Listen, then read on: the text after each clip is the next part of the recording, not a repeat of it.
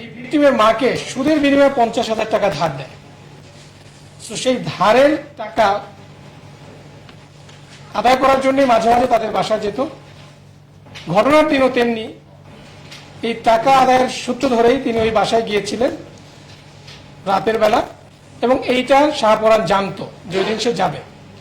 সে প্রেক্ষিতে শাহপরাণ তার লোকজন সেট করে দেয়, যেরকম এই টাইমে যাবে, তোমরা যদি তাকে ধরতে চাও ধরতে পারো। এবং সে তার সেই প্ল্যান অনুযায়ী, পরিকল্পনা অনুযায়ী ওই দিন রাতে যখন ফজর আলী তার ওই ঘরের ভিতরে ভিকটিমের ঘরে প্রবেশ করে, তার কিছুক্ষণ পরেই এই শাহপরাণের লোকজন ভিকটিমের ঘরে প্রবেশ করে এবং তাকে বিবস্ত্র করে ভিডিও ধারণ করে সেটা পরবর্তীতে সোশ্যাল মিডিয়ায় ছড়িয়ে দেয়। পরবর্তীতে আমরা এটা জানতে পারি, জানার পরে আমাদের একটা চৌকস অভিযানিক দল গতকাল এই শাহপরাণের যে রহস্যটা সেটা আমরা জানার পর তাকে আমরা গতকাল কুমিল্লা থেকেই অ্যারেস্ট করা হয়। এই ছিল মূলত যে মব সৃষ্টি এবং সোশ্যাল মিডিয়ায় ভিডিওটাকে ভাইরাল করার পিছনে নেপথ্য কাহিনী। মূলত দুই ভাইয়ের দ্বন্দ্বকে কেন্দ্র করেই এই ঘটনাটা ঘটানো হয়েছে এবং এই মহিলাকে এই দুই ভাই দীর্ঘদিন যাবৎ উত্তক্ত করে আসছিল। সেটাই ছিল মূলত ঘটনা। এটার এই লক্ষ্য আপনারা অলরেডি জানেন যে ধর্ষক সহকারে 4 জন উত্তক্তকারী, 4 জন মবের সদস্য এবং যে প্রধান পরিকল্পনাকারী গতকাল আমরা তাকে অ্যারেস্ট করেছি। সো আপনাদের যদি কোনো পয়েন্ট থাকে আপনারা করতে পারেন। আমি বলেছি শুরুতেই যে দুই ভাইয়ের মধ্যে দ্বন্দ্বটা মূলত দুজনেই এই মহিলাকে উত্তক্ত করত। এই যে দুই ভাই এই মহিলাকে উত্তক্ত করত, দুই ভাই কি ওই নারীর সাথে শারীরিক কোনো সম্পর্কে গিয়েছিল কিনা, যে এক ভাই বঞ্চিত হচ্ছে যে কারণে, এবং গ্রামের সালিশটা হয়েছিল কি? দেখুন, উত্তক্তটা নিয়েই আমরা শারীরিক সম্পর্ক কিনা এটা একটা সেন্সিটিভ বিষয়, এটা আমরা এসে না বলি, এটা তদন্ত আরো বেরিয়ে আসবে। আমরা তো গতকাল তাকে অ্যারেস্ট করেছি, আরো জিজ্ঞাসাবাদ করে ভিতরে কি ঘটেছে, তাদের মধ্যে কি সম্পর্ক ছিল, সেটা আসলে তদন্ত বেরিয়ে আসবে। সো আমরা শুধু এতটুকু এখন পর্যন্ত যেটা পেয়েছি যে মহিলাকে, এবং আপনারা বিভিন্ন সোশ্যাল মিডিয়ায় তার ইন্টারভিউ দেখেছেন, বিভিন্ন টিভি চ্যানেলে এটার ইন্টারভিউ নিয়েছে, তার সেখানে সে বলেছে তাকে দীর্ঘদিন যাবৎ উত্তক্ত করে আসছিল। সেই উত্তক্তের প্রেক্ষিতে দুই ভাইয়ের মধ্যে দুজনেই একজনের পিছনে ছুটছে, তো সেখান থেকেই মূলত তাদের মধ্যে একটা দ্বন্দ্বের সৃষ্টি হয়। সেখান থেকে একটা গ্রাম্য সালিশ হয়, সেই সালিশে ফজর আলী কর্তৃক শাহপরাণ হেনস্থার শিকার হয় এবং সেখান থেকেই এই শাহপরাণ ফজর আলীর বিরুদ্ধে একটা অ্যাকশন নিতে চায় এবং সেটারই প্রতিফলন ছিল 26শে জুনের যে ঘটনাটা।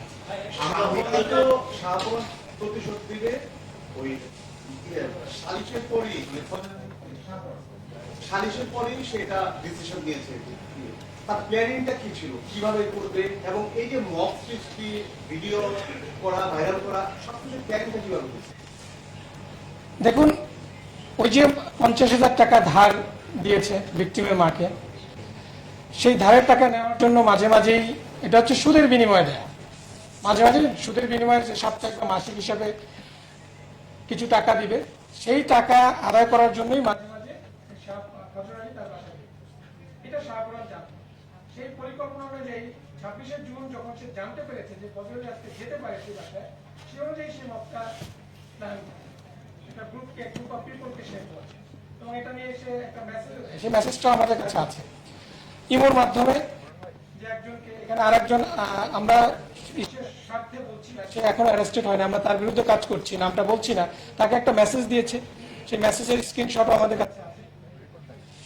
মূলত শাহপরাণ জানতো যে তার ভাই যাবে, বিভিন্ন কারণেই যায়, এট দ্য সেম টাইম তার সাথে ওই মহিলার সাথে উত্তক্ত করে আসছিল। সেইভাবেই শাহপরাণ ফজর আলীকে এই হেনস্থা করানোর জন্য এই পরিকল্পনা 26শে জুন করেছিল। একটা বিষয় একটু জানতে চাই যে ফজর আলী তো আগে বিগত আপনি কোন কথা জেনেছি, এরপরে সে বিরুদ্ধে যাদের শাহপরাণের উপর রাজনৈতিক পদদর্শ ছিল কিনা, এবং এখানে আসলে রাজনৈতিকভাবে কোনো দেখুন, অপরাধ তো অপরাধী, সে রাজনৈতিক আর নর্মাল কোন কি কাজ করেছিল, রাজনৈতিক প্রেক্ষাপটটা নিয়ে শাহপরাণের বিষয়টা আমরা শুনেছি। ফজর আলীর বিষয়টা, শাহপরাণের বিষয়টা এখন পর্যন্ত এরকমই হয় না, সে এখন নর্মাল সিএনজি চালক ছিল, অটোরিকশা চালক ছিল, এরকম আমাদের কাছে তথ্য রয়েছে, আর তার সাথে রাজনৈতিক সংশ্লিষ্টতার কোনো বিষয় আমরা পাইনি। তারপর আমি বলবো যে এটা অপরাধ অপরাধের সাথে যে কোনো রাজনীতির কোনো এখানে প্রাধান্য পেতে পারে না। সেটা কারা করেছে সেটা আমাদের দেখার বিষয় না, আমাদের দেখার বিষয়টা হচ্ছে অপরাধ এবং অপরাধ। এই দুইজনকে আপন ভাই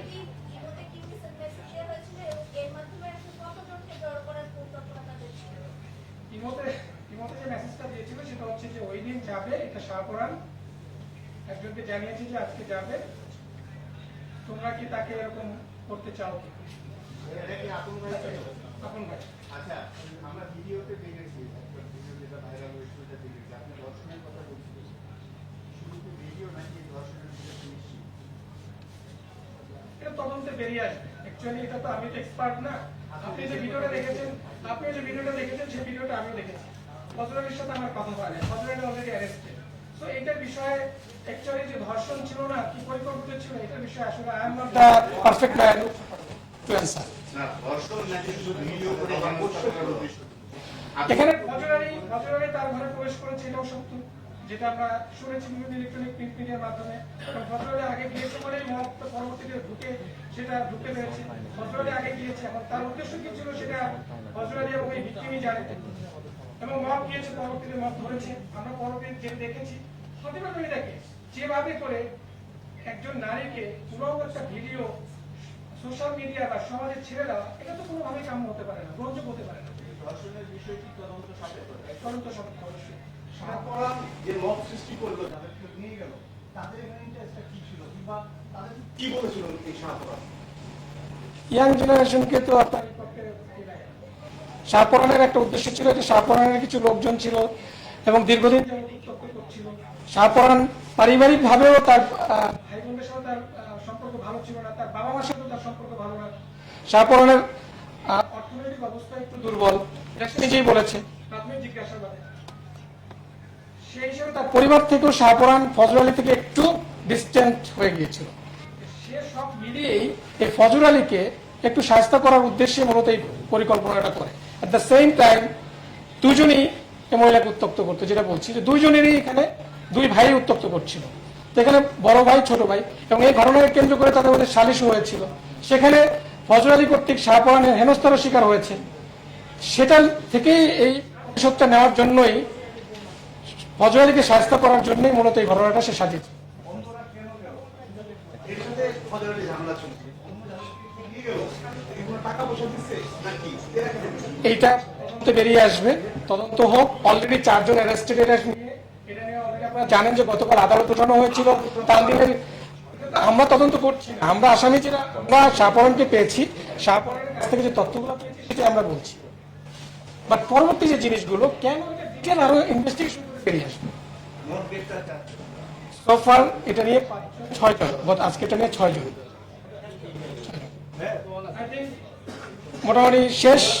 মুরাদনগরের বিষয়টা যে এই ঘটনার পরে গতকালকে আমরা আরেকটা ঘটনা দেখলাম যে মাদকের অভিযোগ, মা এবং তার 2 সন্তান ছেলে মেয়ে সহ হত্যা করা হয়েছে।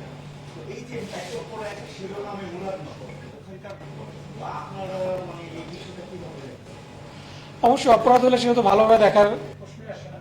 আমরা ভালোভাবে দেখছি না, এটা নিয়ে আমরাও কাজ করছি, অন্যান্য আইন শৃঙ্খলা বাহিনীও কাজ করছে। আপনারা জানেন যে গতকালের ঘটনার সম্পর্কে আপনারাও যা জানেন আমিও ততটুকুই জানি। বাট তারপরে এটা নিয়ে ইনভেস্টিগেশন চলমান আছে, আমাদের কার্যক্রম চলমান আছে। এটা একটা বিশাল মত, যেভাবে করে পুরা এলাকাবাসী দেখে মনে হচ্ছে যে খুবই ক্ষিপ্তই ছিল। ক্ষিপ্ত না থাকলে পুরো এলাকাবাসী গিয়ে নির্মমভাবে 3 জনকে মারতে পারে না। এবং তারাও যে যতটুকু জানতে পেরেছি তারা মাদক ব্যবসার সাথে রিলেটেড ছিল, সংশ্লিষ্ট ছিল। তো সে প্রেক্ষিতে ঘটনা ঘটেছে। এটা আমরা পরবর্তী দিনে আমরা কাজ করছি। আমাদের সাকসেস আসলে অবশ্যই আপনাদেরকে পরবর্তী দিনে ডিটেইল জানানো হবে। Thank you.